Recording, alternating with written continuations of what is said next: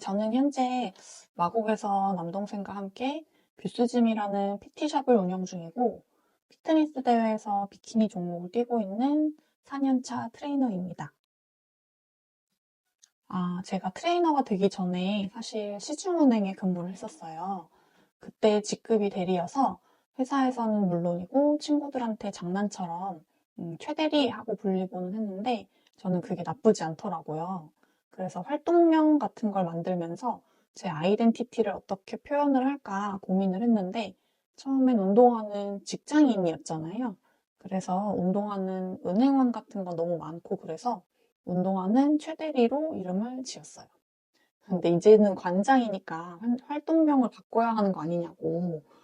최세호 이런 건 어떠냐 이러면서 다시 지어주는 사람들도 있었는데 저는 최대리가 마음에 들긴 해요. 만년 대리 느낌이 좀 우프기도 하고. 어, 아마 운동에 빠져 계신 운동하는 직장인이라면 많이들 공감하실 텐데요. 일단 운동을 하는 게 너무 좋았고, 좋은 기회가 주어져서 회원들을 가르치게 됐었거든요. 근데 가르치는 것도 너무 즐거운 거예요. 계속 공부하고 싶은 열정도 있고요, 저한테. 사실, 저는 많이들 그렇긴 하겠지만, 인정 욕구가 되게 강하고 욕심이 좀 많은 사람이에요. 그래서 이왕 하는 거면 인정받고 잘하고 싶은 마음이 좀 커요. 저는 경제학과를 졸업했는데, 진로가 좀 분명하지 않았어요. 휴학도 없이 4년을 쭉 학교를 다니다 보니까 졸업할 때가 되고 취직을 해야 되는데 경제학과를 나왔으니까 막연하게 그냥 금융권이 연상이 되더라고요. 그래서 지원을 했는데 운이 좋게 한 번에 합격이 된 거죠. 그러다 보니까 처음에 입행할 때는 사실 자격증 같은 것도 없었어요. 제가 퇴사할 때 보니까 재무 관련 두 개, AFK랑 이제 은퇴 설계 전문가랑 외환 관련 외환 전문역 1, 2종 이렇게 투자 상품 관련 파생 상품, 펀드 투자 상담사 이렇게 두 개 하고 보험 관련 손해생명 재산 변액 이렇게 네 개. 이렇게 해서 회사의 자격이 총 10개가 등록이 되어 있더라고요. 전부 입행하고 제가 4년 이내에 취득을 했었던 것 같아요. 그래서 그때는 되게 잘하고 싶고 회사에서 인정받고 싶은 좀 요구가 있었거든요. 그런데 점점 좀 지쳤던 것 같아요. 열심히 해도 열심히 한다고 알아주는 사람도 없는 것 같고, 어느 순간 좀, 중간만 하자. 잘하려고 하지 말자. 이렇게 스스로 좀 타협하고 있는 저 자신을 발견했는데, 그게 너무 싫은 거예요. 그렇게 욕심 없이, 목표 없이 사는 게, 동료들은 되게 열심히 일하고 있는데, 저 같은 사람들이 민폐를 끼치는 것 같고, 되게 열정이 안 생기더라고요. 그러다가 제가 입회했을 때처럼 뭔가 열심히 하고 싶고, 알고 싶고, 배우고 싶은 열정이 다른 데에 생긴 거죠. 그래서 과감하게 퇴사를 하게 됐습니다. 다들 처음에 제가 농담하는 줄 아셨던 것 같아요. 그래서 의뢰 다들 직장 다니다가 힘들면 막, 그만둬야겠다 막 이러잖아요. 그 정도로 받아들였던 것 같아요. 그래서 아빠도 그런 줄 아셨나 봐요. 그래서 분명 그만두겠다고 말했었는데 어느 날 갑자기 전화 와서는 너 진짜 그만둬? 막 이러시는 거예요. 그래서 말했잖아 했더니 그냥 하는 소린 줄 알았다고 그러시더라고요. 아무래도 안정적인 직장을 두고 이제 트레이너가 된다고 하니까 좀 현실적인 걱정을 하셨던 것 같아요. 지금도 걱정을 좀 많이 하시는 것 같은데 열심히 해서 잘하는 모습 보여드려야죠. 그리고 다들 수입 같은 부분을 많이 궁금해 하시는 것 같아요. 솔직히 연봉으로만 비교를 하면 반도 안 되죠. 물론 하루에 이제 수업을 막 10개 이상 하고 막 하루 종일 수업을 하는 트레이너들은 월급이 꽤 많은 것으로 알고 있어요. 근데 저는 그 정도로 이제 돈을 막 하루에 막 수업을 막 10개 이상 할 정도로 돈을 쫓고 싶었으면 아마 은행원을 안 그만뒀을 거예요. 저한테는 그거보다 더 중요한 가치가 있었기 때문에 이제 경제적인 부분은 그냥 기회비용으로 생각을 한 것 같고 그냥 한 살이라도 젊을 때 이제 제가 하고 싶은 것, 잘할 수 있는 것을 선택한 것 같습니다.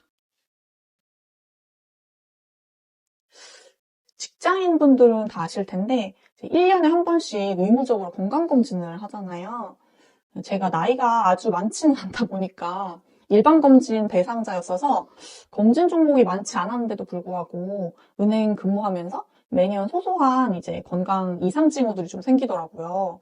건강 검진을 하면 결과에 뭐 신경계, 소화계, 뭐 산부인과 뭐 이런 식으로 9개인가 12개 정도로 나눠서 신호등을 켜주는데 어느 날 보니까 그 신호등이 2개인가 빼놓고 전부 이제 빨간불이 들어와 있던 거죠. 그래서 대부분 직장인들이 가지고 있는 위험 뭐 이런 거 포함해서 뭐 간에도 낭종이 있다, 콜레스테롤 수치 높다, 뭐 산부인과도 뭐 이상이 있다, 뭐 별별 뭐 이상한 게 다 있었어요.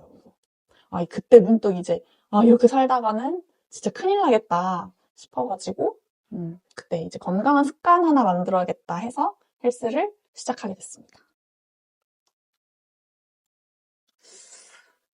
이제 운동에 재미를 붙이고 바디 프로필도 찍고 하다 보니까 아무래도 이쪽에서 좀 유명한 인플루언서들, 선수들 이런 인스타그램을 좀 많이 보게 됐는데요.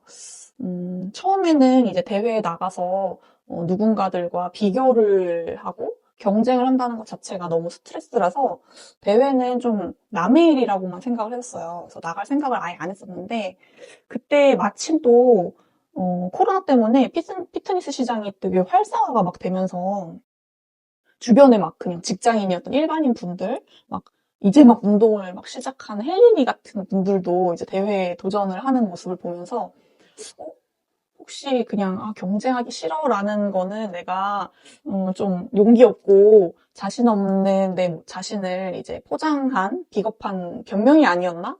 라는 생각이 들더라고요. 그래서 그때 나도 한번 해봐야겠다. 네. 무엇보다 이제 제가 동경하는 선수인 이제 최사라 선수가 그 당시에 이제 그 할머니를 모시고 무대에서 이제 같이 사진을 찍은 걸 제가 봤었거든요. 저도 어릴 때 이제 할머니 손에 자라가지고 이제 할머니랑 좀 애정이 남달라요.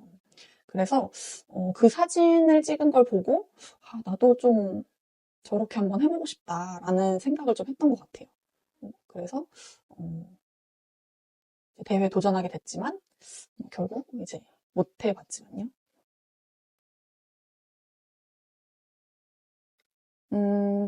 너무 달라서 차이점이 많긴 한데 솔직히 가장 큰 차이점은 결국 경제적인 부분. 아무래도 수입의 안정성 부분이 다를 수밖에 없고 대신 좀 시간적인 부분은 아무래도 트레이너가 조금 더 시간을 효율적으로 능동적으로 쓸 수가 있는 부분이 있어요.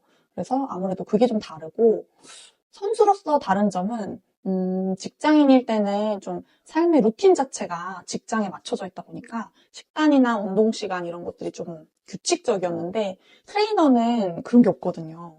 그래서 운동 시간, 식사 시간이 굉장히 불규칙적이고 이제 들쭉날쭉 하다 보니까 대회를 준비할 때는 아무래도 조금 조심스럽긴 하지만 루틴에 맞춰 준비할 때가 조금 더 편했던 것 같기도 하고 뭐 그렇습니다.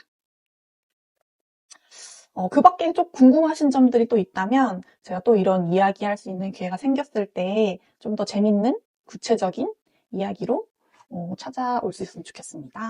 안녕.